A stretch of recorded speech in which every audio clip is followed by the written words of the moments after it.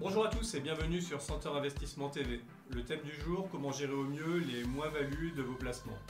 Les crises sanitaires et économiques que nous traversons actuellement ont entraîné une baisse significative des marchés financiers.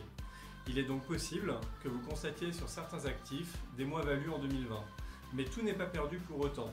Les règles fiscales permettent d'utiliser à bon escient ces éventuelles pertes. Comment réagir? Comment bien les gérer? Tout dépend de votre cadre d'investissement. Par exemple, que faire des moins-values sur un PEA?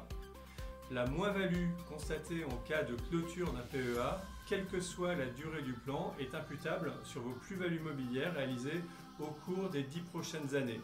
Notez que tout retrait sur un PEA de moins de 5 ans entraîne automatiquement cette clôture. Mais ce n'est pas le cas sur un PEA de plus de 5 ans. Un retrait partiel n'entraîne pas sa clôture et empêche ainsi l'imputation de la perte. Quelle serait la solution? Il pourrait être intéressant de clôturer volontairement le plan pour matérialiser la moins-value reportable. En parallèle, un nouveau PEA pourrait être ouvert pour réinvestir les fonds recueillis. Au bout de 5 ans, en cas de retrait, en positif sur ce nouveau PEA, vous ne seriez pas taxé ou alors taxé qu'aux seuls prélèvements sociaux. Double gain.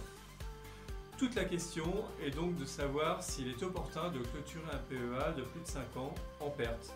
Tout dépendra de l'importance de la perte et une analyse au cas par cas s'impose, notamment en présence de titres non cotés sur le PEA. Que faire d'une moins-value sur un compte titre? La moins-value constatée sur un compte titre est imputable prioritairement sur les plus-values réalisées la même année, puis sur celles des 10 années suivantes. Ainsi, si vous constatez des plus-values et des moins-values en 2020, elles se compensent pour neutraliser l'impôt sur le revenu et les prélèvements sociaux à concurrence des pertes. Mieux encore, si vous avez opté pour une imposition au barème progressif de l'impôt sur le revenu, c'est-à-dire que vous avez renoncé au prélèvement forfaitaire unique, le PFU de 30%, vous pouvez choisir d'imputer vos moins-values sur telle ou telle plus-value imposable. Vous pouvez ainsi optimiser la compensation des plus ou moins-values selon les abattements pour durée de détention. Ici aussi, une analyse précise des différentes lignes de votre compte titre est nécessaire pour vérifier la possibilité ou non de bénéficier d'une compensation et ou d'abattement spécifique. Que faire avec un contrat d'assurance vie en perte?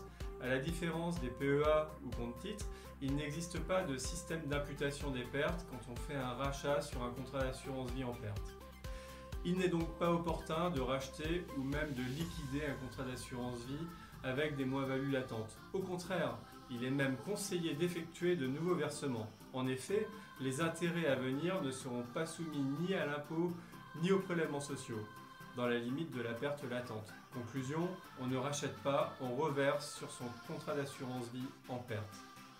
Que faire avec un contrat de capitalisation en perte?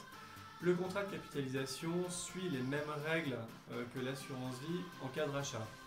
Ainsi, la conclusion est la même, pas de rachat, mais plutôt des reversements. En revanche, il est possible de vendre ou d'apporter à une société un contrat de capitalisation, ce qui n'est pas possible avec un contrat d'assurance vie. Quel est l'intérêt? Cette opération est une cession à titre onéreux qui permet d'imputer la moins-value constatée sur les futurs gains soumis au même régime d'imposition. On parle notamment ici des gains que vous pourriez constater au moment d'un rachat sur certains contrats d'assurance vie. Prenons un exemple. Vous avez un contrat de capitalisation en perte de 15 000 € et un contrat d'assurance vie en gain de 20 000 €. La même année, vous vendez votre contrat de capitalisation à votre société civile familiale et vous rachetez votre contrat d'assurance vie. La taxation globale ne portera que sur 5 000 € après compensation et peut-être même zéro si votre contrat d'assurance vie a plus de 8 ans et que vous êtes marié ou pacsé. Si vous ne réalisez pas les deux opérations la même année, sachez que la moins-value constatée lors de la vente du contrat de capitalisation peut être reportée pendant 5 ans. En fonction des supports d'investissement, les règles fiscales sont différentes et il est important de déterminer si vous avez intérêt à agir dans votre situation particulière. Ainsi, n'hésitez pas à nous contacter, nous sommes à votre disposition pour vous aider à bien gérer fiscalement ces éventuelles moins-values. C'est tout pour aujourd'hui, à bientôt sur Center Investissement TV et surtout n'oubliez pas de vous abonner à la chaîne en cliquant sur le lien en fin de vidéo, c'est gratuit. Retrouvez-nous également dans nos actualités et conseils sur www.center-investissement.com, onglet actualité. À très bientôt.